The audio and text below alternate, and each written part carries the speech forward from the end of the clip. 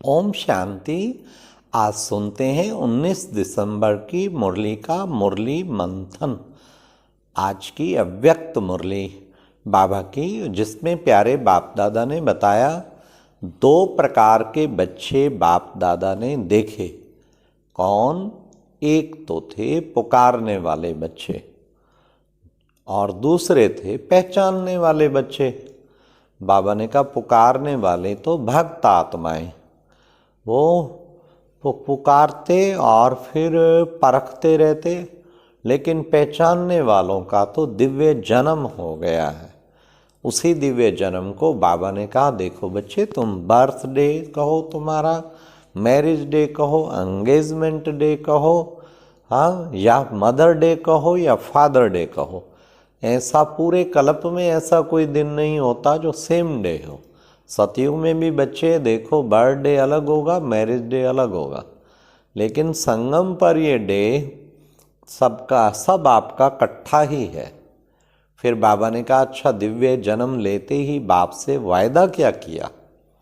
बाबा ने कहा वायदा किया, मेरा तो एक शिव बाबा, दूसरा ना कोई। तो वायदा किया था ना बच्चे, तुम ही संग खाऊं, ब्राह्मण बनते ही वायदा किया, तुम ही संग खाऊं, तुम ही संग बैठूं, तुम ही संग हर कर्म करूं। तो देखो बच्चे, संकल्प में भी तुम किसी और की तरफ तो नहीं बुद्धि जाती है, ये बच्चों को चेक करना है।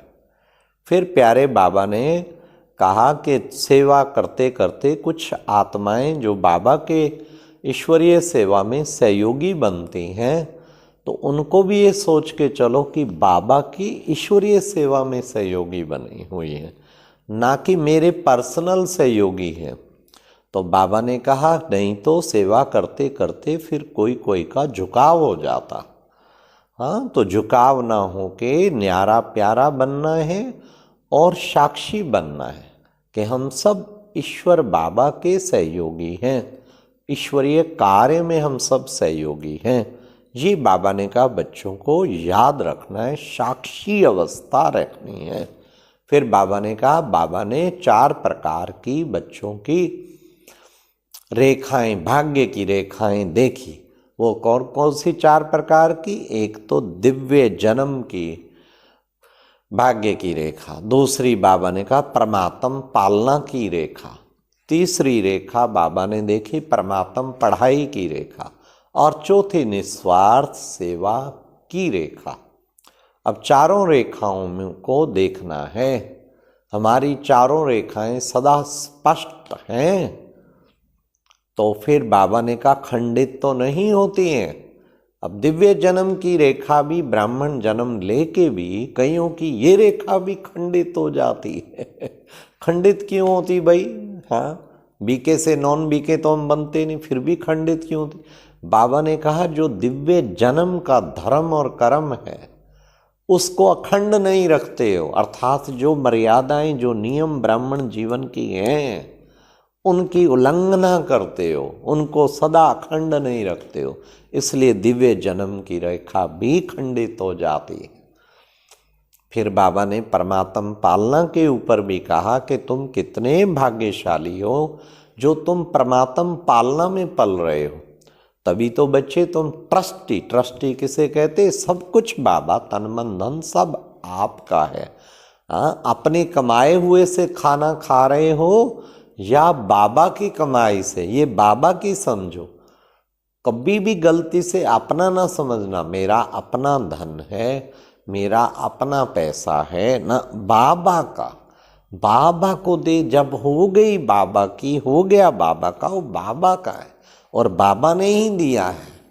तो उससे बाबा ने कहा फिर ट्रस्टी, अमानत में खयानत नहीं करना, क्योंकि वो बाबा का है तो बाबा की श्रीमत प्रमाण ही तन मन धन खर्च करना है। फिर बाबा ने कहा देखो बच्चे, तुम बच्चे कोटों में कौ और कौ में कौ हो। कोटों में कौ तो सब बन चुके हो, लेकिन कौ में कौ कौन है? जो माननीय, वर्तमान समय सबके द्वारा माननीय और साथ साथ भविष्य में पूजनीय, तो सर्व के द्वारा माननीय हूँ, ये चेक करो। सारी आत्माएं जो संतुष्टता की पुष्पों की वर्षा करें, तब कहेंगे सर्व के द्वारा माननीय। तो बाबा ने कहा सर्व के द्वारा माननीय बनेंगे वो ही पूजनीय बनेंगे। तो ऐसे कोटों में को बने हो। फिर प्यारे बाबा ने कहा कि देखो बच्चे, गीता पाठशाला वालों बच्चों से कहा क्या समझ के सुनते हो मुरली? हमेशा ये सोच के चलो मैं अर्जुन हूँ, स्वयं भगवान गीता का भगवान मुझे सुना रहा है। फिर बाबा ने कहा देखो बच्चे, ये गीता पाठशालाएं भी बाबा की टीचर बहनें बिजी रहती और चक्रवर्ती बनती। ये गीता पाठशालाएं चक्रवर्ती बनने का अच्छा साधन है और संख्या भी इसी से ज़्यादा बढ़ती है। फिर बाबा ने कहा गांव वाले तभी बाबा को बहुत प्रिय लगते हैं।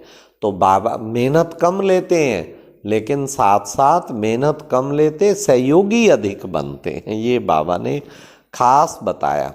फिर बाबा ने कहा सभी टीचर की परमानेंट एड्रेस कौन सी है? मधुबन है ना, तो हर भाई बहन को भी यही सोच के चलना है। बुद्धि से जो समर्पित वही समर्पित।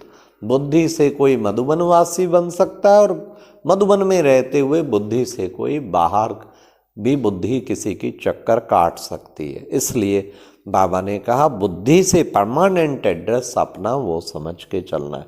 फिर बाबा ने कहा बहुत काल का अभ्यास जिनका होगा उनको ही बाबा साथ लेके जाएगा।